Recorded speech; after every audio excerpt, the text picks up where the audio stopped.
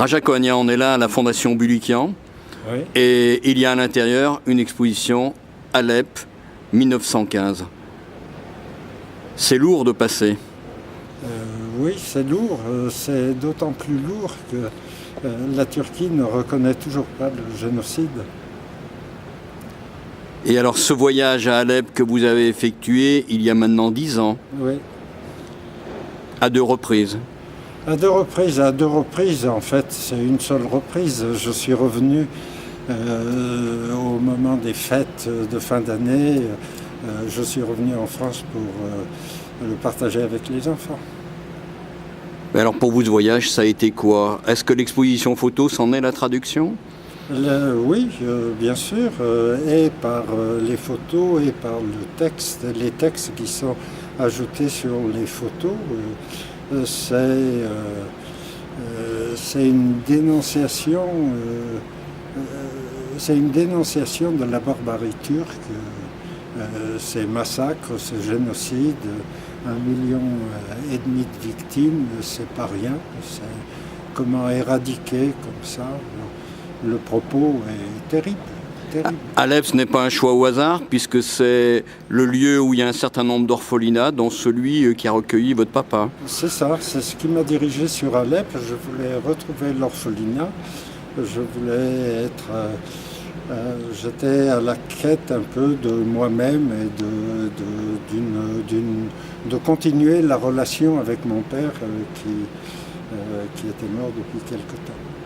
Est-ce que toute votre œuvre photographique qui a débuté il y a plus de 50 ans, on dirait même 60, est-ce qu'elle est porteuse d'une certaine façon de cette mémoire arménienne?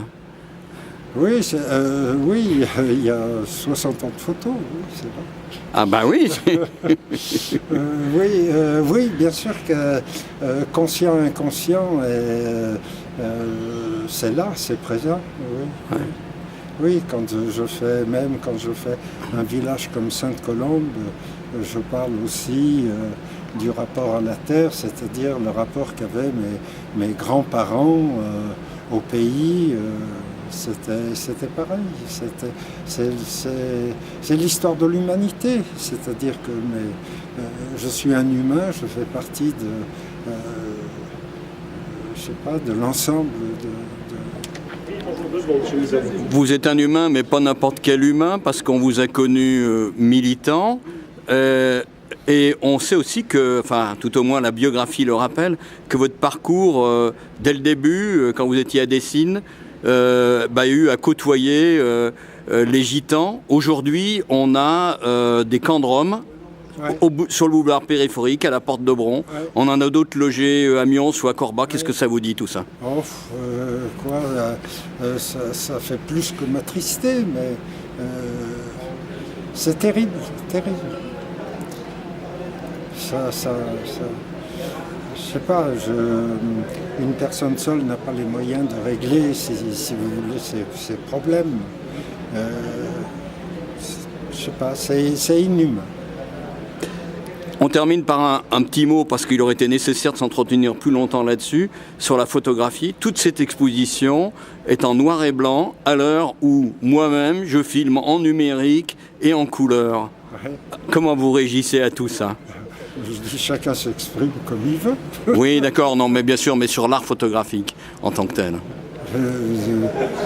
Je ne réagis pas, j'accepte toute proposition dès que je suis sensible à un travail, à une photo, qu'elle soit en noir et blanc ou en couleur, ça m'est égal.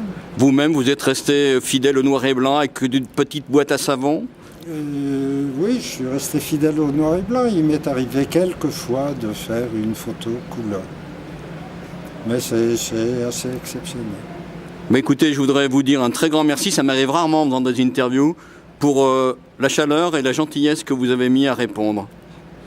Merci à vous.